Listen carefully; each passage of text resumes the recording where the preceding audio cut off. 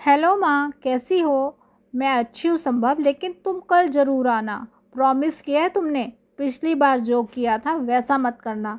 हाँ माँ, अब बताया है ना, मेरी एक ज़रूरी मीटिंग है, बाद में फ़ोन करता हूँ। फ़ोन रखते ही संभव के दिमाग में ख्यालों का तूफान उठा। हालांकि वह इतनी जल्दी शादी करना नहीं चाहता था, लेकिन घर का एक भी सदस्य उसकी बात समझने के लिए तैयार ही नहीं था।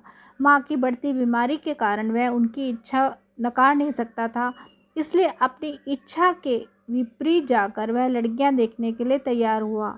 जैसे ही घड़ी की ओर उसका ध्यान गया, जल्दी सब निपटाकर वह ऑफिस के लिए चल पड़ा। शाम वापस आते ही संभव ने पुणे के ट्रैवल का समय देखा और स्टॉप पर जाकर खड़ा रहा। ट्रैवल वैसे ही लेट थी और उसका स्टॉप भी आखिरी था, इसलिए गाड़ी पूरी पैक थी। केवल एक लड़की के बाजू वाली जगह खाली थी। उसने उसका बैग धीरे से उठाकर नीचे रख दिया और वहां बैठ गया।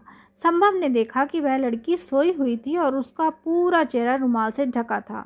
संभव की नज़र ट्रैवल की खिड़की के से बाहर गई। पूनम का चांद दिख रहा था। उस धीमी रोशनी में उस लड़की के घने लंबे बाल चमक रहे थे। बाहर की ठंडी हवा से उसके बाल रुमाल का बंधन तोड़कर संभव के चेहरे को छू रहे थे। पल भर संभव उस पर से रोमांचित हुआ, लेकिन तुरंत उसने खुद को संभाला और थोड़ी दूरी बनाकर बैठ गया। दिन भर की थकान के कारण वह भी जल्दी ही सो गया, लेकिन ड्राइवर ने जोर से ब्रेक लगाई। तब तक मुसाफिर घबराकर उठ गए। पूछने पर पता चला कि आगे बड़ी दुर्घटना हुई है, इसलिए गाड़ी रुक गई और 5-6 घंटे यातायात शुरू नहीं होगा। अरे यार, यह सब आज ही होना था। कल सुबह तक पुणे नहीं पहुंची तो माँ ज़रूर मुझे डांटेगी। अब क्या करूं, फ़ोन में नेटवर्क भी नहीं है। संभव बाजू में बैठी लड़की की बकबक सुन रहा था। उसके चेहरे से अब रुमाल हट चुका था। उसके हल्के से हिल रहे गुलाबी होठ, लंबे बालों की तरफ से डाली हुई चोटी, माथे पर छोटी सी बिंदी, नैनों का काजल, चांद की रोशनी में उसकी गोरी काया काफ़ी निखरी दिख रही थी। कितनी सरल और सुंदर नजर आ रही थी। उस लड़की का ध्यान संभव की ओर गया। वह लगातार उसे देख रहा था। यह जानने के बाद वह थोड़ा संभल गया। संभव भी थोड़ा ऑकवर्ड महसूस कर रहा था। उसने अपनी नज़र दूसरी ओर फेर ली, लेकिन उसकी चुलबुलाहट कम नहीं हो रही थी। यह देखकर संभव ने उससे कहा, मैडम, आप चिंता ना करें, जल्दी ही सफ़र सुचारू रूप से शुरू होगा। आपको फ़ोन करना है तो आप मेरा फ़ोन इस्तेमाल कर सकती हो, मेरे फ़ोन में नेटवर्क है। उस लड़की ने संभव की ओर देखा। उसके व्यक्तित्व से वह एक सभ्य आदमी लग रहा था और उसे इस वक्त उसके फ़ोन की जरूरत भी थी। संभव से फ़ोन मांग उसने घर पर फ़ोन मिलाया। हेलो माँ, मैं सुरभि बोल रही हूँ। यह किसका नंबर है? इतनी रात गए फ़ोन क्यों किया? तुम आ रही हो ना कल? हाँ हाँ, मेरा कहा सुन तो लो। मैं पुणे के लिए निकल चुकी हूँ, लेकिन यहाँ आगे एक कार एक्सीडेंट हुआ है। ट्रैफिक में फंस चुकी हूँ। मैं किसी दूसरे के फ़ोन से आपसे बात कर रही हूँ। आप चिंता ना करें, मैं आती हूँ सुबह तक। ठीक है, अपना ख्याल रखना, और हाँ, सुबह वे लोग तुम्हें देखने आएंगे, ज़्यादा देर मत करना। सुरभि ने गुस्से में फ़ोन काट दिया। मैं यहाँ और इन्हें उन मेहमानों की ही पड़ी है। संभव उसकी ओर देख रहा था। गुस्से में वह निहायत खूबसूरत नजर आ रही थी। नाम भी उसका जितना खूबसूरत था, सुरभि। सॉरी, मैंने अपना गुस्सा आपके फ़ोन पर निकाला। सुरभि की आवाज़ से संभव ने अपना होठ संभाला। इट्स ओके, लेकिन आप चिंता मत कीजिए, सुबह तक आप पुणे पहुंच जाओगी। सॉरी, मैंने आपकी बातें सुन ली। बाय द वे, मैं संभव, मैं भी पुणे जा रहा हूँ। मैं सुरभि आपकी बहुत आभारी हूँ कि आपके फ़ोन के कारण मैं घर कॉल कर सकी। तभी बस में से एक लड़कों का ग्रुप सामान लेकर नीचे उतर रहा था। संभव ने उनसे पूछा, यह क्या, आप सब कहाँ जा रहे हैं? देखो भैया, हम हर दम इसी रास्ते से सफ़र करते हैं। यहाँ हमेशा ट्रैफिक जाम रहता है। यहाँ 2-3 किलोमीटर पर पगडंडी रास्ता है, आगे छोटी छोटी गाड़ियाँ मिल जाती हैं। पुणे जाने के लिए उधर जा रहे हैं हम। लेकिन इतने अंधेरे में रास्ता महफूज है क्या? हाँ, हम कई बार जाते हैं इस रास्ते से और हमारे पास टॉर्च भी है। संभव ने सुरभि की ओर देखा। सुरभि सोच में पड़ी थी। इस ग्रुप में 2-3 लड़कियां भी थी। माना कि वह किसी को पहचानती नहीं थी, फिर भी कराटे चैंपियन के कारण कुछ हुआ तो वह खुद को संभाल सकती थी। वह संभव का बर्ताव उसे काफ़ी विश्वास भरा लग रहा था, इसलिए उसने भी तुरंत हामी भर दी। वे दोनों उस ग्रुप के साथ नीचे उतरकर पगडंडी के रास्ते पर चलने लगे। ये लड़के लड़कियां एक ही कॉलेज में पढ़ने वाले थे। उनसे दोस्ती कर वे दोनों भी साथ साथ चल रहे थे। मोबाइल पर सुरीले गीत चल रहे थे। रास्ता घने जंगल का था, मगर पूनम का चांद उसकी शीतल छाया का अस्तित्व महसूस करा रहा था, इसलिए रात इतनी कठिन नहीं लग रही थी। चलते चलते अचानक सुरभि का पैर एक पत्थर से फिसल गया। वह लुढ़क रही थी कि संभव ने उसे सहारा दिया। पल भर के लिए इस स्पर्श से दोनों के मन में कुछ हलचल मची। कुछ पल वे एक दूसरे की बाहों में थे। मोबाइल पर गाना बज रहा था। नीले नीले अंबर पर चांद जब आए, प्यार बरसाए, हमको तरसाए, ऐसा कोई साथी हो, ऐसा कोई प्रेमी हो, प्यास दिल की बुझा जाए। उन लड़कों की हंसी से वे होश में आए। सुरभि शर्मा कर संभव से दूर हो गई। संभव भी अपनी नज़र चुराने लगा। इट्स ओके यार, कभी कभी होता है ऐसा, लेकिन संभव के चलो अब। सुरभि को चलने में दिक्कत हो रही थी। पत्थर से फिसलने से शायद उसके पाँव में मोच आ गई थी। वह लंगड़ा कर चल रही थी। संभव ने पूछा, सुरभि तुम्हारे पाँव में ज़्यादा लगी है क्या? तुम ऐसे लंगड़ा कर क्यों चल रही हो?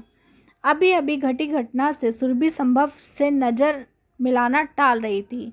वह संभव के व्यक्तित्व से तो प्रभावित हुई थी, लेकिन उसका स्पर्श और आंखों की चिंता देखकर वह उसमें उलझती जा रही थी। वह घर क्यों जा रही है, यह उसे याद आया। वह आज तक पढ़ाई का कारण बताकर शादी की बात टालती आ रही थी, मगर अब पढ़ाई पूरी होने के बाद वह यह बात टाल नहीं सकती थी। कल उसे इसी कारण घर जाना था। सुरभि, क्या कह रहा हूँ मैं? तुम्हारा ध्यान कहाँ है? थोड़ा रुकना चाहती हो तो क्या?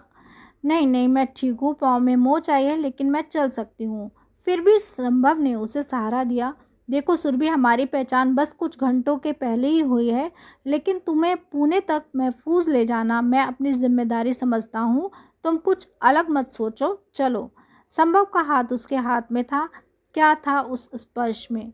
विश्वास, दोस्ती, चिंता। सुरभि उसे ना कह सकी।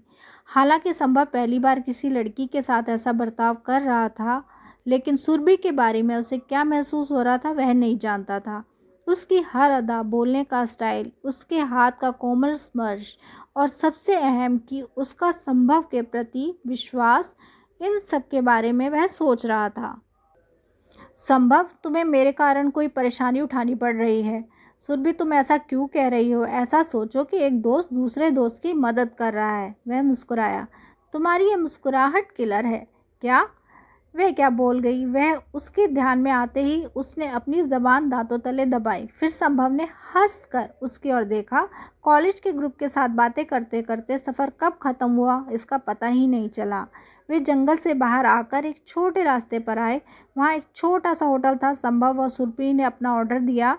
सुरभि फ्रेश होकर हाथ पाँव धोकर आई। पानी की हल्की बूंदें अभी भी उसके बालों पर लिपटी थी। कितनी खूबसूरत दिखती है यार, इसका हर रूप मुझे दीवाना बना रहा है। लेकिन क्या फ़ायदा, इस मुलाकात के बाद हमारी राहें हमेशा के लिए अलग हो जाएंगी। सोचते हुए संभव के चेहरे पर मायूसी छा गई। संभव, क्या हुआ? इस चांदनी रात में गर्लफ्रेंड की याद आ रही है क्या? सुरभि के चेहरे की शरारती भाव देखकर संभव के मन में तन्हाई के ख्याल कहीं गुम गए। नहीं, अरे मेरी कोई गर्लफ्रेंड नहीं है, आओ खाना खाते हैं। हालांकि यह जान सुरभि मन ही मन खुश हुई थी। उसने उसे खुशी में खाना खत्म किया। तब तक लड़कों ने गाड़ी बुक कर ली थी। गाड़ी में भी सुरभि संभव के पास ही बैठी थी। यह इस सफ़र का आखिरी दौर था। गाड़ी शुरू होते ही थकान से सुरभि की गर्दन हल्के से संभव के कंधे पर लुढ़क गई। संभव भी थका हुआ था। वह ये खूबसूरत पल अपने मन में किसी कोने में स्टोर करना चाहता था। ड्राइवर ने जैसे ही गाड़ी का ब्रेक लगाया, वैसे ही सुरभि जाग गई। उसका स्टॉप आया था। सुरभि ने जाते जाते फिर एक बार संभव का हाथ थामा। संभव, यह सफ़र मैं कभी नहीं भूलूंगी।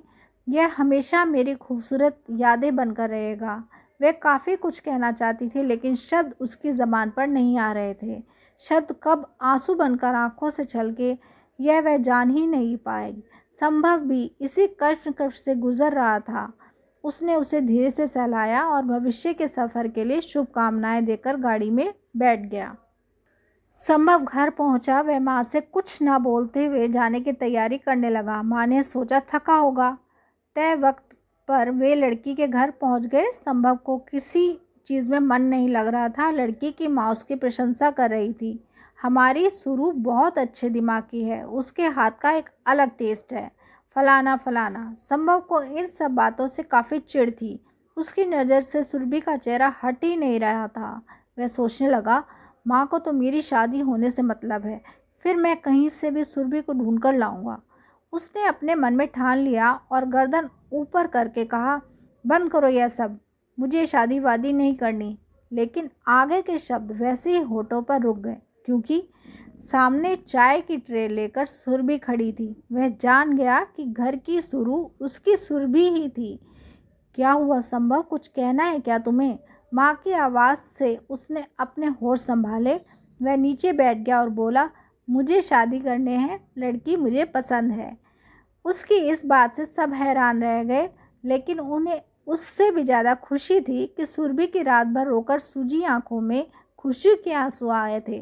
लेकिन केवल संभव ही यह देख सका। सबकी नज़र में छिपकर उन दो प्रेमी दिलों का मिलन शुरू हुआ था। दोनों एक दूसरे की बाहों में समाते जाते थे और कहते हैं ना, दो दिल मिल रहे हैं मगर चुपके सबको हो रही है खबर, चुपके। धन्यवाद। एक खुशी के अंत के साथ ये कहानी यहीं समाप्त करते हैं। प्लीज़ सब्सक्राइब, लाइक, शेयर ज़रूर करें। धन्यवाद।